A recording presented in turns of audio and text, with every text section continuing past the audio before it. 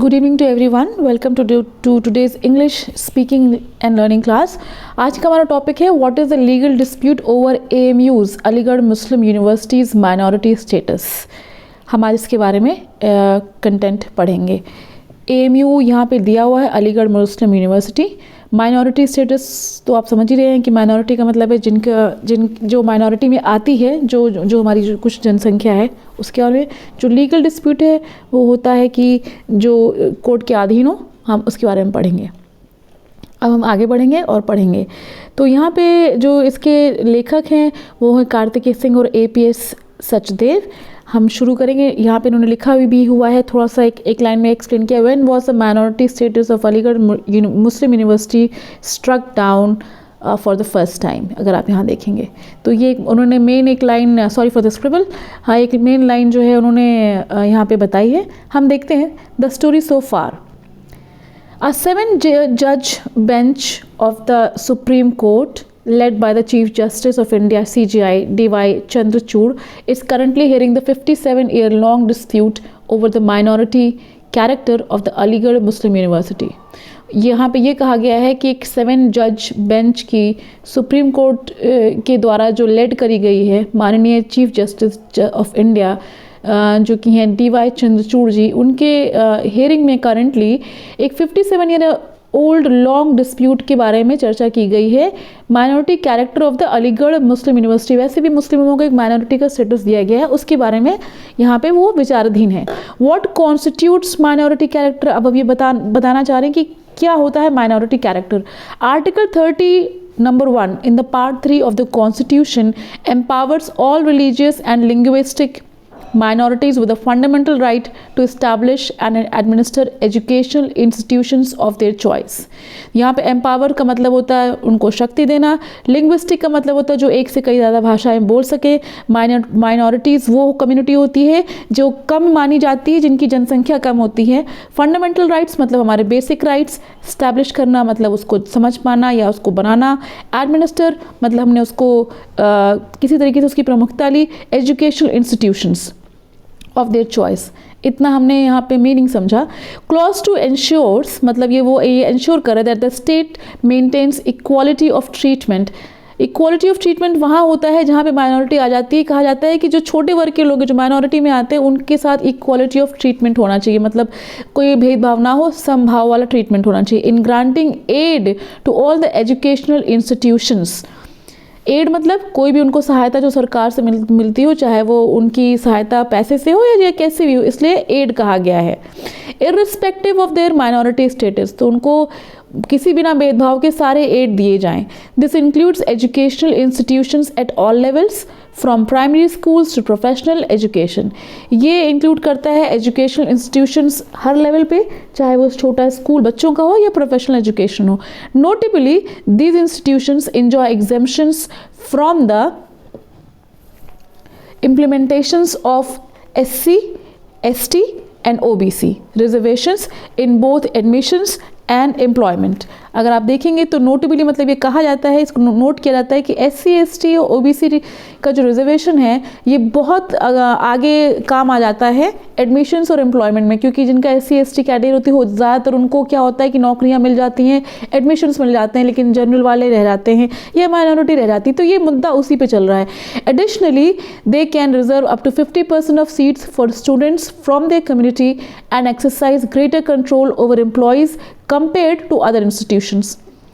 इसी के चलते 50% जो उनकी सीट्स होती है एजुकेशनल इंस्टीट्यूशन की, वो स्टूडेंट्स के लिए रिजर्व कर दी जाती है उस पर्टिकुलर कम्युनिटी के लिए. और एक्सरसाइज करते हैं मतलब वो कंट्रोल करते हैं वहाँ के एम्प्लॉयज़ को भी और कंपेयर करते हैं कि भाई अदर इंस्टीट्यूशंस में कैसा चल रहा है. तो एक समानता रहे, भेदभाव ना हो, इसके चलते ये एक समाधीन है. ये जो कन्फ्लिक्ट है सुप्रीम कोर्ट जज के CJI जो हमारे हैं उनके अंतर्गत. In the TMA pi foundation 2002, ये एक फाउंडेशन केस, एक फाउंडेशन है, उसका केस है 2002 का। The SC clarified that the minority is to be determined by the concern state's demography not the national population.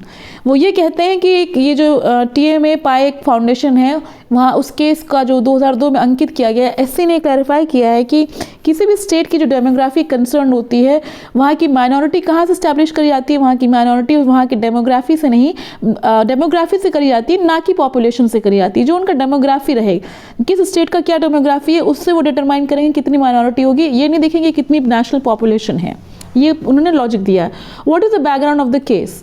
In 1877 sir Syed Ahmad Khan, a Muslim reformer, founded the Mohammedan Anglo-Oriental College, MAO, at Aligarh to address Muslim educational backwardness while protecting Islamic values. Sir Syed Ahmad Khan एक बहुत ही former Muslim leader और reformer रहे। उन्होंने MAO college का establish किया और उन्होंने ये एड्रेस किया कि जो हमारे मुस्लिम एजुकेशनल बैकवर्डनेस है उसको जो है हटाया जाए और इस्लामिक वैल्यूज़ को प्रोटेक्ट किया जाए। The Aligarh Muslim university in 1920 the Aligarh Muslim University Act 1920, which is AMU Act, was passed to incorporate the MAO, जो कि हमने यहाँ पे बात करी है कि Mohammedan Anglo oriental college, MAO college and Muslim university association into AMU। ये इन्होंने सोचा कि ये जो हमारे जो पहले हमारे रहे हैं मुस्लिम रिफॉर्मर, जो इनके द्वारा इस्टेब्लिश एंग्लो ओरिएंटल कॉलेज है MAO कॉलेज को, इसको AMU में समाहित किया जाए। In 1951, the AMU Act was amended, removing compulsory religious educations for Muslim and exclusive Muslim representation mandate in the university. हुआ क्या कि 1951 में AMU Act को अमेंड किया गया और उसमें से ये हटा दिया गया कि जो रिलीजियस एजुकेशन सिर्फ मुस्लिमों के लिए ही होगी या नहीं सिर्फ एक्सक्लूसिव मुस्लिम्स को ही रिप्रेजेंट करे। ये इसको मैंडेट को हटाया गया यूनिवर्सिटी के। ये आगे ये कहती है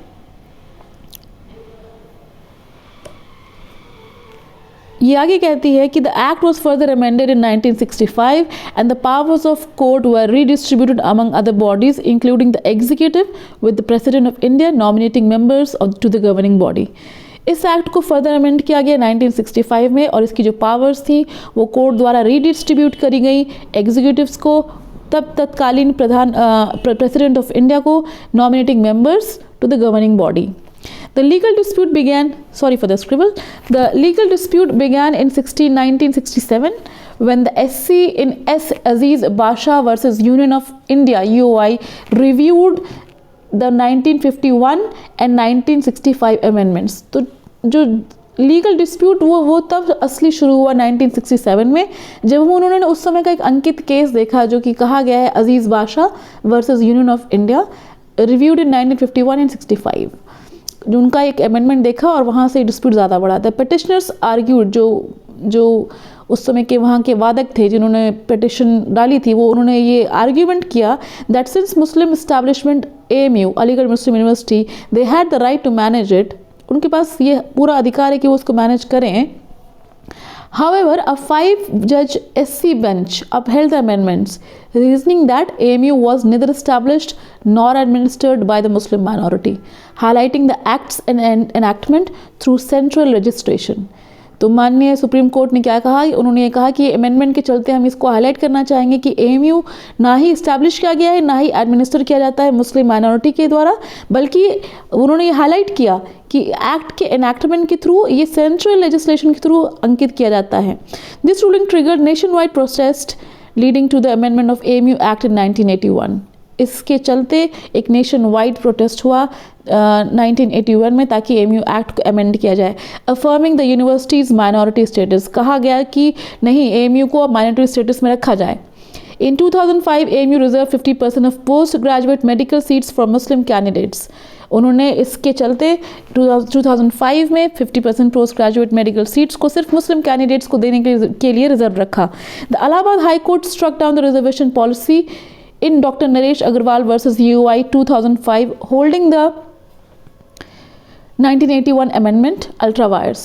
तो हाई कोर्ट ने क्या किया, इसको रोक दिया क्योंकि उन्होंने उस समय के केस का रेफरेंस लिया जो कि था नरेश अग्रवाल वर्सेस UOI का। वो आगे कहते हैं कि consequently in 2006 the UOI and university appealed the SC to the SC. However, in 2016, the UOI withdrew from the appeal. उन्होंने एक अपील डाली लेकिन उसको बाद में विड्रॉ कर लिया. Refusing to acknowledge the university's minority status. Refuse कर दिया कि यूनिवर्सिटी की जो स्टेटस है वो माइनॉरिटी में रहेगी. The university is now pursuing the case alone. अब यूनिवर्सिटी वो केस अलोन परस्यू कर रही है. आज की क्लास यहीं तक. कोई सवाल हो तो हमसे पूछिए, और अगर आपको कंटेंट अच्छा लगा हो तो लाइक, सब्सक्राइब, शेयर ज़रूर करिए. Thank you for listening.